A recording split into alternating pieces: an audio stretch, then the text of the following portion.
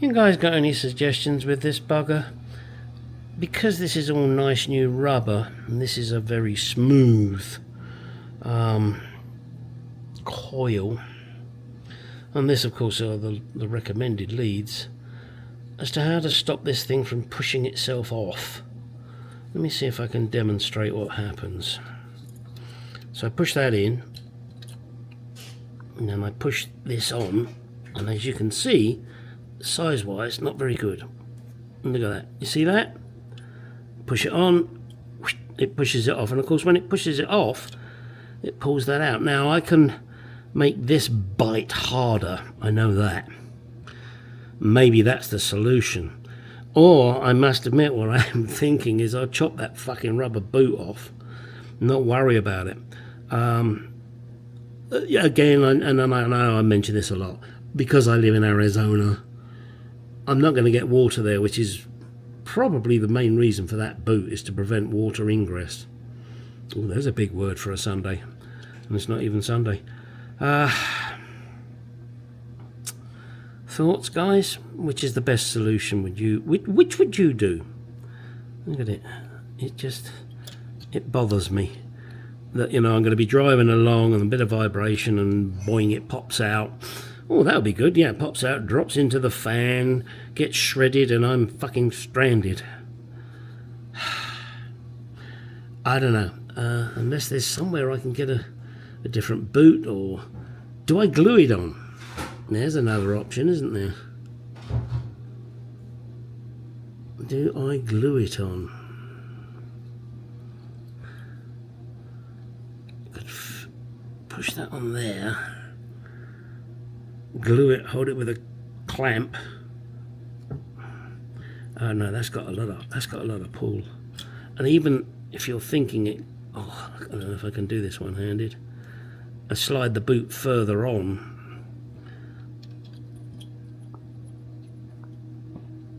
It still does the same thing, even though I slide the boot further on. It's this that squeeze. There you go. You see, that is too fucking easy. Give me your thoughts, guys.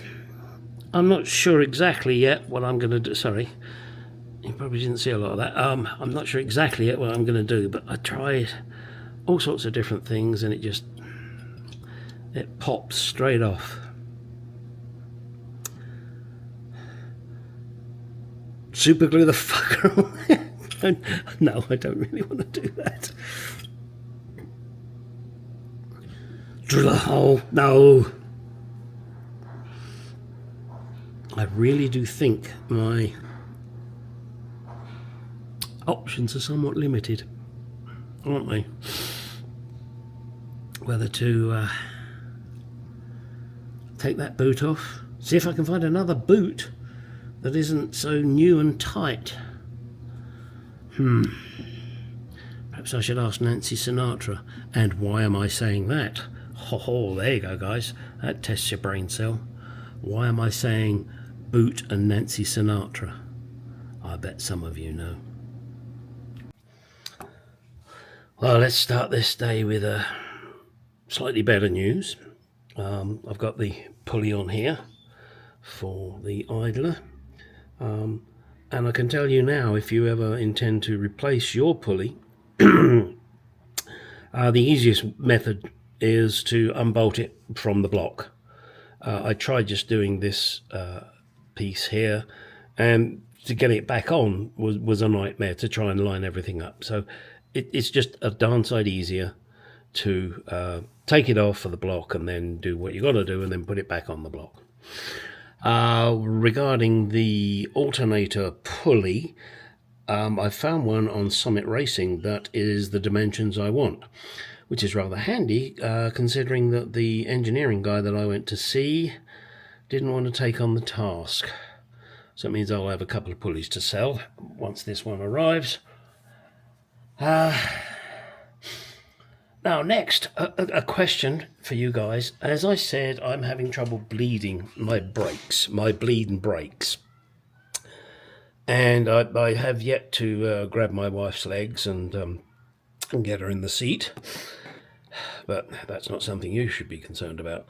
I need to confirm, I have taken the reservoir fluid from the reservoir to the master cylinder, from the master cylinder to the brake booster.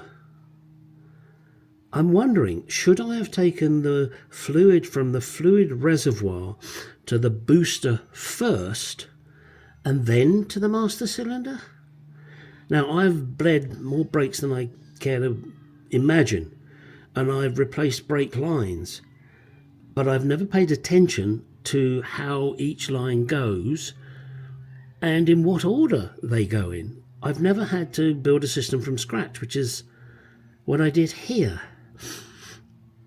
Have I fucked it up? If you know for sure that the fluid reservoir feeds the brake booster or the fluid reservoir feeds the master cylinder, then please let me know. I got a feeling that I should have taken it to the brake booster first. But maybe I'm wrong. And I'm willing to stand corrected, as the orthopedic said. Think about it, it's a joke. Okay. This video clip is going to be used in 2 videos. One for my regular assembly people and one for part 2 of the water pump assembly.